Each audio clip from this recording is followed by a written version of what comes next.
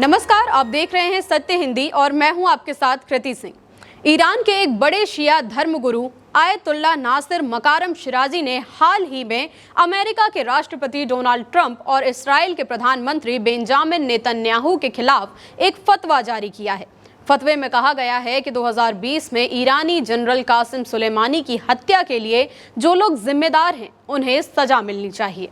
उनका इशारा खास तौर पर ट्रंप और नेतन्याहू की तरफ है, जिन पर इस हमले की साजिश रचने का आरोप है। तो सबसे पहले ये समझ लेते हैं कि ये फतवा है क्या। फतवा एक इस्लामी धार्मिक आदेश होता है जो किसी बड़े मौलवी या धर्मगुरु द्वारा जारी किया जाता है। इस बार ये फतवा शिया इस्लाम के बड़े धार्मिक नेता आयतुल्ला नासिर मकारम शिराजी ने किया है और उनका निशाना है ट्रंप और नेतन्याहू। मकारम शिराजी ने डोनाल्ड ट्रंप और बेंजामिन नेतन्याहू को निशाना बनाते हुए कहा कि ये लोग 2020 में कासिम सुलेमानी की हत्या के लिए जिम्मेदार हैं। साथ ही ये भी कहा कि जिन लोगों ने शहीद सुलेमानी की हत्या की साजिश रची, खासकर ट्रंप और नेतन्याहू, उन्हीं के खिलाफ ये फतवा जारी किया गया है। इन्हें इनके कामों का पछतावा कराना होगा। मकारम शिराजी ने तो इन्हें मुहारिब यानी ईश्वर का दुश्मन तक कह दिया और कहा कि ये फतवा सभी मुसलमानों से सुलेमानी की हत्या का बदला लेने की अपील करता है। अब सवाल तो ये है कि आखिर कासिम सुलेमानी थे कौन, जिनके लिए इतना बड़ा हंगामा हो रहा है। सुलेमानी ईरान की इस्लामिक रिवॉल्यूशनरी गार्ड कॉर्प्स यानी IRGC की कुद्स फोर्स के कमांडर थे। कुद्स फोर्स ईरान की वो खास सैन्य टुकड़ी है जो विदेशों में ईरान के हितों को बढ़ाती है।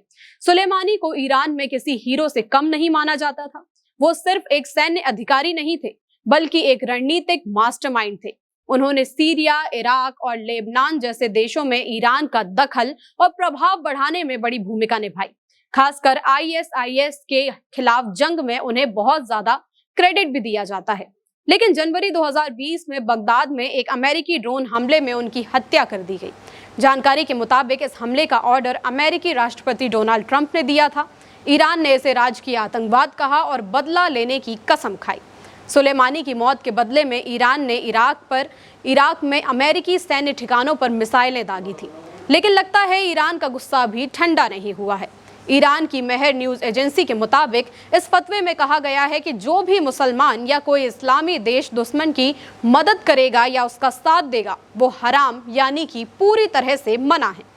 दुनिया भर के हर मुसलमान के लिए जरूरी है कि वो इन दुश्मनों को उनके गलत कामों और बातों पर पछतावा करवाए, और साथ ही अगर कोई मुसलमान अपनी जिम्मेदारी निभाते हुए मुश्किलों या नुकसान झेलता है तो उसे खुदा की राह में लड़ने वाला योद्धा माना जाएगा और उसे खुदा की तरफ से इनाम भी मिलेगा। विश्लेषकों का मानना है कि यह फतवा सिर्फ एक संकेत या प्रतीक हो सकता है, क्योंकि अंतर्राष्ट्रीय कानून में इसकी कोई ताकत नहीं होती। लेकिन इसका मतलब ये भी हो सकता है कि ईरान अपनी जनता और अपने करीबी साथी जैसे हिजबुल्लाह और दूसरे शिया मिलिशियाओं को एक साथ जोड़ना चाहता है। मकारम शिराजी ने इसे सभी मुसलमानों के लिए जरूरी बताया है, लेकिन असल में इसका असर कितना होगा ये उन्हीं लोगों पर निर्भर करेगा जो इसे मानते हैं या इसकी सुनते हैं। फिर भी ये फतवा मध्य पूर्व में तनाव को और बढ़ा सकता है, खासकर तब जब हाल ही में ट्रंप ने ईरान इसराइल के बीच सीज फायर करवाया है। ईरान के supreme leader ayatollah Ali Khamenei ने तो पहले ही वो कह चुके हैं कि सुलेमानी की हत्या को कभी भुलाया नहीं जाएगा। ये फतवा इसी गुस्से और बदले की भावना का हिस्सा है। मतलब मामला अब और ज्यादा गर्म होता दिख रहा है। ईरानी मौलवियों की तरफ से किसी के खिलाफ हिंसा की अपील करने वाला ये फतवा कोई पहला नहीं है। सबसे चर्चित और विवादास्पद फतवा 1989 में लेखक सलमान रुश्दी के खिलाफ आया था। उन्होंने एक किताब लिखी थी, द सेनेटिक वर्सेस। इस किताब को बहुत से मुसलमान इस्लाम का अपमान मानते हैं। इसके बाद ईरान के उस वक्त के सबसे बड़े नेता आयतुल्ला खुमैनी ने रुश्दी के कत्ल का फतवा जारी कर दिया। इस फतवे के बाद रुश्दी को सालों तक छुपकर जिंदगी गुजारनी पड़ी। बात यही नहीं रुकी, एक जापानी अनुवादक की हत्या हो गई और दुनिया भर में किताब छापने वाले पब्लिशर्स पर हमला हुआ। रुश्दी पर वक्त वक्त पर जानलेवा हमले होते रहे।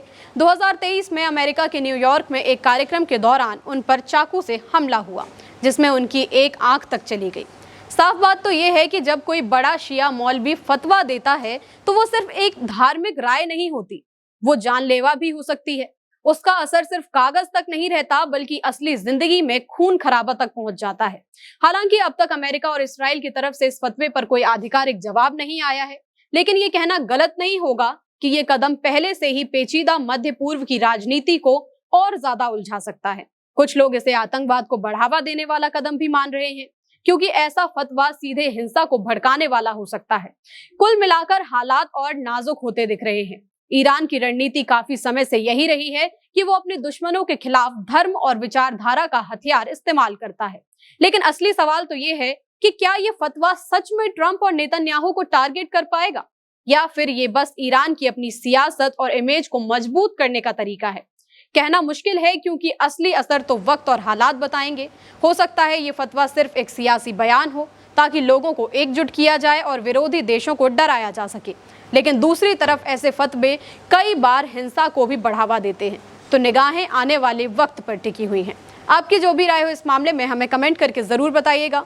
वीडियो अगर पसंद आया हो तो लाइक और शेयर करें, और अगर आप चैनल पर नए हैं तो सब्सक्राइब करें। फिलहाल के लिए इतना ही। देश दुनिया की तमाम खबरों के लिए देखते रहिए सत्य Hindi.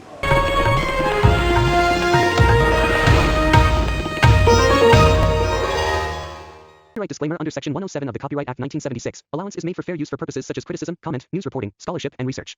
Fair use is a use permitted by copyright statute that might otherwise be infringing.